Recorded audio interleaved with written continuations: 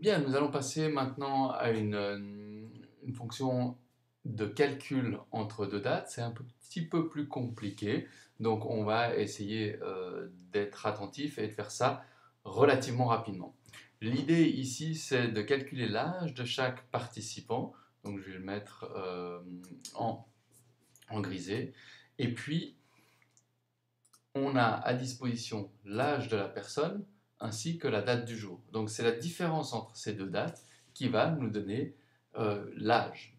D'accord? Donc quelqu'un qui est né aujourd'hui aura bien entendu 0 année. Maintenant, quelqu'un qui est né en 1935, on va prendre la date d'aujourd'hui moins sa date de naissance. Voilà.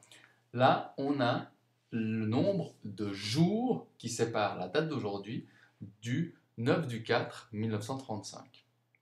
Alors, si on a le nombre de jours, on va savoir que une année comporte 365 jours, donc on va diviser le nombre de jours par 365 et on va obtenir donc l'âge de la personne, 77,9.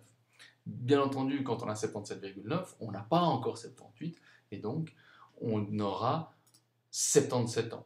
Donc, bien souvent, les élèves vont simplement enlever des décimales, et on voit que là, la personne aurait 78 ans, ce qui est incorrect. Ici, il va falloir arrondir à l'unité inférieure, donc on va rajouter une fonction qui s'appelle arrondi.inf, ouvrir la parenthèse, et on voit que le chiffre qu'on vient de calculer, c'est le bon.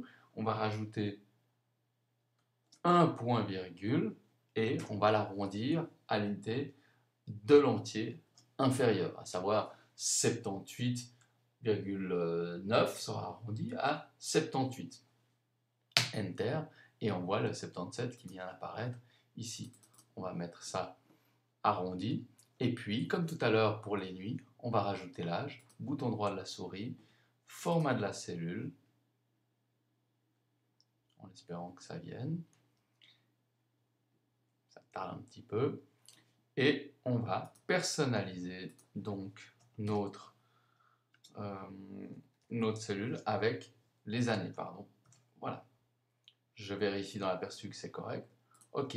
Une fois que j'ai fait ça, je vérifie ma formule en cliquant dedans et je vois que ici B3, il faut que je fasse attention parce qu'il faut la bloquer, et donc c'est une cellule non pas relative mais une cellule absolue.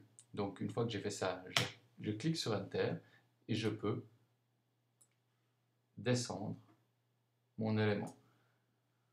On verra ici que si je descends mon élément, comme je viens de le faire, la cellule qui est tout en bas, la mise en page, vient de disparaître. Donc, j'aurai intérêt à faire CTRL-C, et puis ici, sélectionner les cellules, et de réaliser un collage spécial des formules. Donc ici, on ne va pas coller du tout de format, mais simplement les formules. Ce qui fait qu'une fois qu'on a fait ça, en bas, bah, la ligne pleine eh bien, est conservée.